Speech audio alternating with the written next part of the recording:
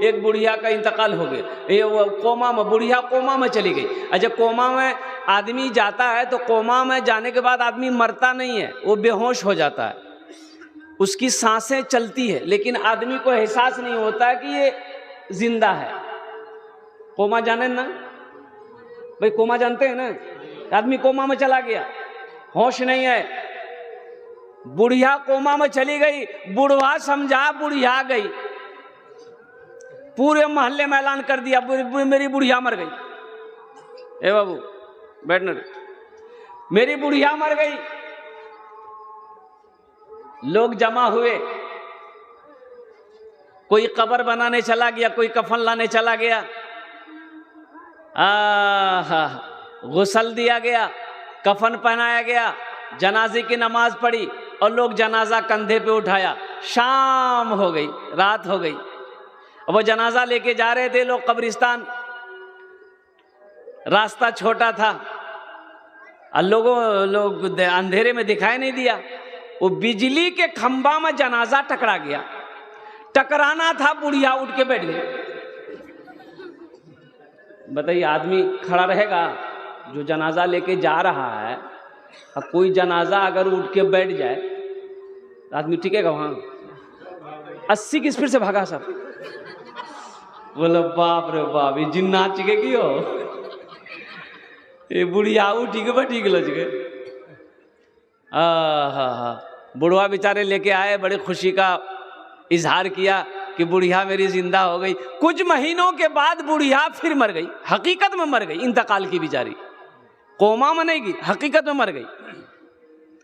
फिर लोग जमा हुए, गुस्ल दिया, कफन पहनाया, जनाजा पढ़ा। अब भाई जनाजे में जाते हैं लोग तो कलमा पढ़ते हैं ना, कोई कलमा तैयबा पढ़ता है, कोई शहादत पढ़ते हैं, कोई दुरूद शरीफ पढ़ते, कुछ ना कुछ पढ़ते रहता। ये बुढ़वा जनाजे के आगे था, सबको बोल रहा था भैया खंभा बचा के, खंभा बचा के, खंभा बचा के, कैसा ना फिट होकर लग जाए, फिर बुढ़िया उठ के बैठ जाए। एखाने जेटे दुआ होवे कबूल होवे, जेटे दुआ होवे मकबूल होवे। ये कासिमुल उलूम, कासिमुल उलूम पब्लिक स्कूल, अल्हम्दुलिल्लाह। क्या कहने मेरे भाई, मैं सलाम करता हूँ इन असातिज़ाए किराम को जिन्होंने अल्हम्दुलिल्लाह जो आपके बच्चों को, वो यूं कह लीजिए कि ये पत्थर को तराश कर ये हीरा बना रहे हैं। एक जेंटलमैन था, एकदम जेंटलमैन, जानते हैं ना, यहां बहुत सारा जेंटलमैन बैठा हुआ है। हाँ, टी शर्ट पैंट खड़ा होकर पेशाब करता है, इसको बोलते हैं जेंटलमैन।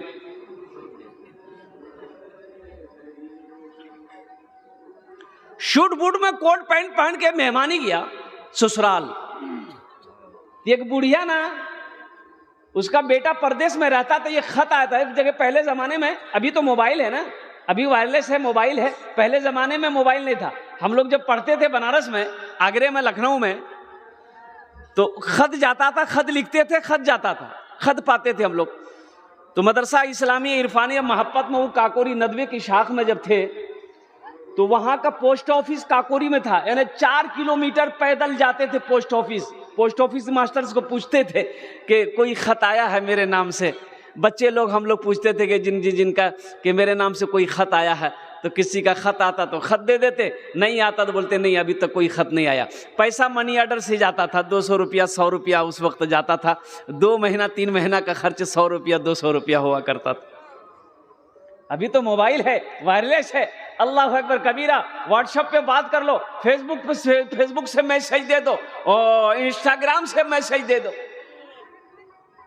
एक गुड़िया खत लेके दौड़ी, देखा लड़का शूट बूट में है, पढ़ा लिखा लड़का होगा। बेटा बोला कि बेटा ये खत मेरा पढ़ दो जरा सा, क्या लिखा है। ये लड़का खत को खोला और खोल के देखने लगा, देखते देखते रोना शुरू कर दिया, सारों कतार रोने लगा। बुढ़िया घबराई कि लगता मेरा बेटा को कुछ हो गया, बुढ़िया रोने लगी। अब वो बुढ़िया के साथ बुढ़िया की बेटी आई, वो रोने लगी। अब वो पड़ोसी जो जमा हो गए, सब रोने लगा, सब रो रहा। तो सब पूछा कि भाई इसमें लिखा क्या है, बेटा बीमार हो गया कि मर गया, तुम रो कह रहे हो। तो नौजवान वो अपने आंसू को पोंछा, बोला अरे आप लोग मत रोइए, बोला फिर तुम काहे रो रहे हो? खत में क्या लिखा? बोला खत में सब खैरियत लिखा है, लड़का आपका बहुत अच्छा है, वो पैसा भेजा, तो फिर तुम रो क्यों रहे हो? तो नौजवान बोला रो इसलिए रहे हैं कि हमें पढ़ने नहीं आता, हमें पढ़ना नहीं आता, इसलिए रो रहा हूं कि काश उस वक्त बचपने में पढ़ लेते, लिख लेते, तो आज ये शर्मिंदगी उठानी नहीं पड़ती। इसलिए मैं अफसोस से मैं रो रहा हूं कि काश मैं पढ़ा लिखा होता तो इस खत को पढ़कर आपको सुना देता। इसलिए मेरे नौजवानों, मेरे बच्चों, तालीम हासिल करो। एक बात याद रखना, बगैर तालीम का कोई गुजारा नहीं है।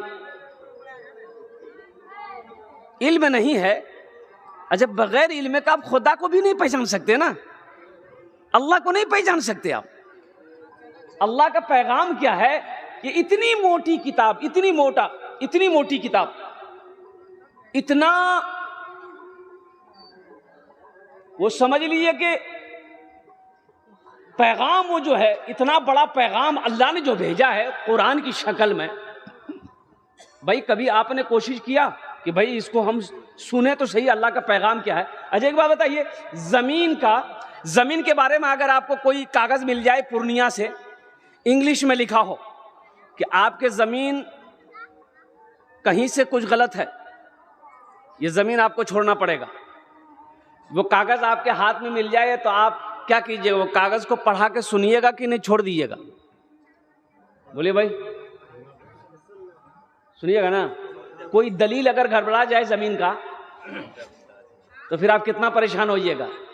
ये वकील को पकड़ो, वो मुंशी को पकड़ो, ये पढ़ा लिखा को पकड़ो, ये मास्टर साहब को पकड़ो, अरे जल्दी हमको सुनाइए इस पेपर में लिखा क्या है।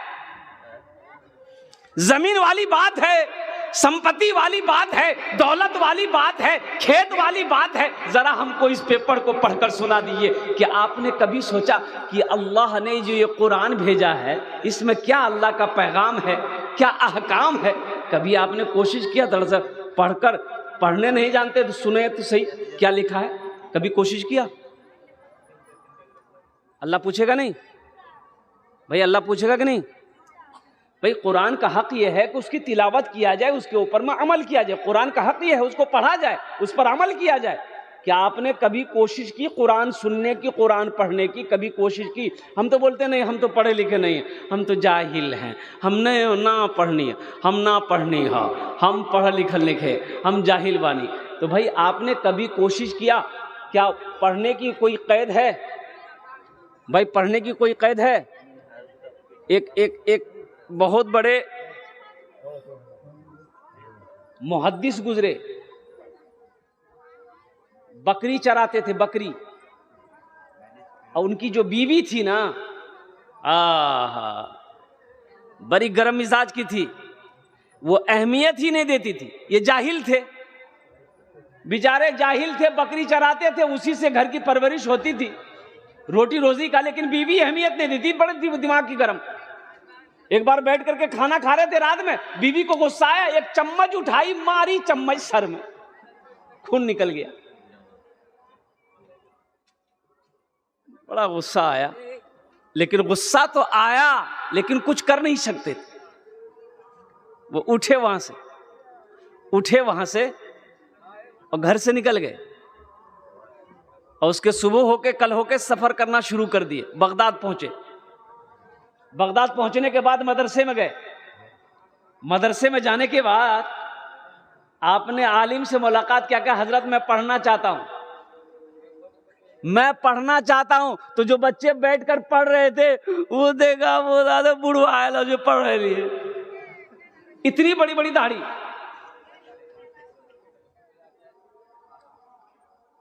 इतनी बड़ी बड़ी दाढ़ी थी। तो उलमा पूछे कि तुम कुछ पढ़े लिखे हो? बोला कुछ नहीं, अंगूठा छाप है, हम इब्तदाई तालीम शुरू करेंगे, अली बा से पढ़ेंगे।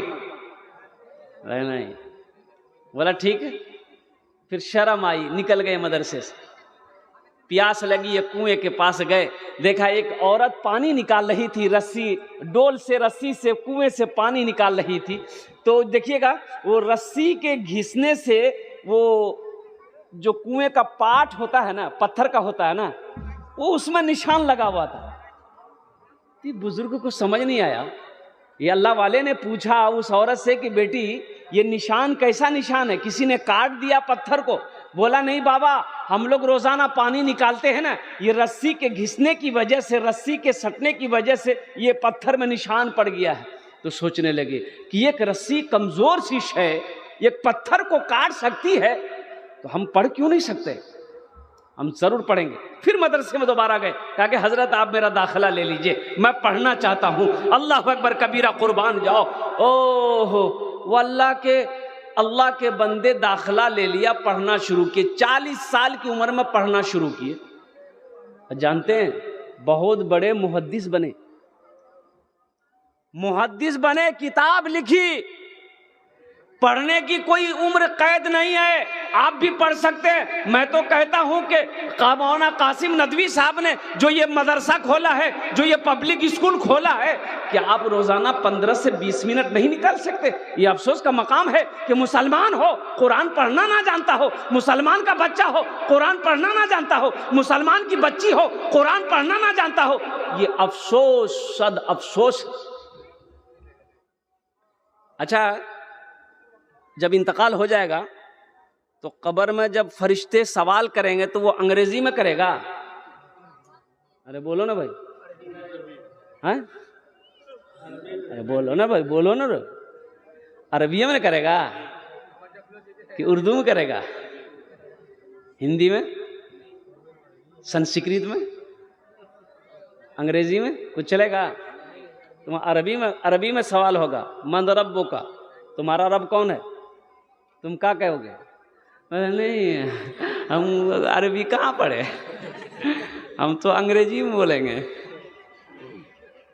फरिश्ता कहेगा। तो इसलिए मेरे नौजवानों, कुरान पढ़ो, कुरान पढ़ो।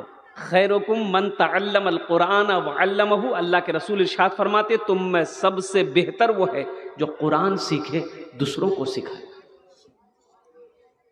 मैंने 65 साल से लेकर 75 साल के 5 बूढ़ों को कुरान पढ़ाया, अल्हम्दुलिल्लाह। मैंने, जिनकी उम्र 65 साल से लेकर 75 साल की उम्र थी, अल्हम्दुलिल्लाह 6 से 7 महीने लगे, कुरान पढ़ना सीख गया। अब मेहनत करके तो आप मोहब्बत, देखिए कुरान ये कहता है कि तुम, जो हमसे मोहब्बत करता है, जो मुझे सीने से लगाता है, जो हमसे मोहब्बत करता है, जो मुझे सीने से लगाता है, हम उसको जमीन की पस्ती से उठाकर आसमान की बुलंदी पे पहुंचा देते हैं। मोहब्बत करके तो देखो, इसे अपना करके तो देखो, इनसे प्यार करके तो देखो, ये कुरान सीने में उतरता चला जाएगा। सहरा में, जंगलों में, बयाबान में पढ़ो, मीनार गिर पड़े हैं तो मैदान में पढ़ो। ये बेखबर नजूमी तुम्हें क्या बताएंगे, कल होने वाला क्या है, ये कुरान में पढ़ो।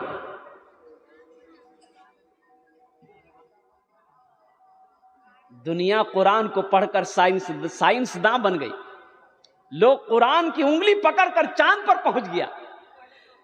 और कुरान मेरे लिए आया था, आज हम भटक रहे हैं। आज मेरे घर में बरकत नहीं है, जानते क्यों नहीं है? हम शिकायत करते हैं, हजरत मेरे घर में बरकत नहीं, दुआ कर दीजिएगा। उलझन बहुत है, परेशानी बहुत है हजरत, परेशानी बहुत है, घर में सुकून नहीं है, घर में चैन नहीं है, हजरत दुआ कीजिएगा। चैन वाली किताब थी, तुमने उसे तिलावत करना छोड़ दिया। बरकत वाली किताब घर के अंदर में रखी हुई थी, तुमने उसे पढ़ना छोड़ दिया। अल्लाह अकबर कबीरा। इसलिए मेरे भाइयों, मेरे नौजवानों, मेरे बच्चों, मेरी माँ बहनें जो यहाँ पर आई हैं, मैं उनसे भी गुजारिश करूँगा कि खुद कुरान पढ़ो, अपनी बेटियों को भी कुरान पढ़ाओ, अपने बेटों को भी हाफिज आलिम बनाओ, अपनी बेटियों को भी आलिमा बनाओ। तो इंशाअल्लाह नौजवानों पढ़ोगे कुरान? भाई कुरान पढ़ेंगे? कितने लोग कोशिश करेंगे इंशाल्लाह कुरान पढ़ने की? हाथ उठाओ, इंशाल्लाह देखना चाहता हूँ। अल्हम्दुलिल्लाह। अच्छा, हाथ तो हम लोग बहुत जल्दी उठा देते हैं, हाथ उठाने में पीछे नहीं है। देखिए बहुत ज़रूरी है मेरे भाई, मौत तो पीछे खड़ी है, मौत पीछे खड़ी है, कब मर जाए, कब मौत आ जाए कि कहना मुश्किल है। इसलिए मेरे भाइयों, नमाजों की पाबंदी हो और साथ ही साथ आखिरत की तैयारी हो। और ये वो किताब है कि जिस किताब को छू लो, छूने का अल्लाह सवाब दे देगा। जिस किताब को देखो, देखने का अल्लाह सवाब दे देगा। जिस किताब को सुनो, अल्लाह सुनने का सवाब दे देगा। और जिस किताब को पढ़ो तो फिर उसका मकाम क्या कहने। अल्लाह के रसूल सल्लल्लाहु अलैहि वसल्लम इरशाद फरमाते, जो कुरान को देखेगा अल्लाह उसके गुनाहों को माफ कर देगा। सुभान अल्लाह बोले तो माशाअल्लाह। जो कुरान को देखेगा, जो कुरान को देखेगा, अल्लाह उसके गुनाह को माफ कर देगा। इसलिए मेरे नौजवानों, जब कुरान देखने से गुनाह माफ हो जाता है तो जो कुरान पढ़ेगा उसका मकाम क्या होगा भाई? जो कुरान पढ़ेगा उसका मकाम क्या होगा? देखने का ये अजर है, देखने का ये सवाब है, देखने की ये फजीलत है, तो पढ़ने की क्या फजीलत हो। इसलिए अपने बच्चों को कुरान पढ़ाइए, खुद कुरान की तिलावत कीजिए। अल्हम्दुलिल्लाह सुम्मा अल्हम्दुलिल्लाह।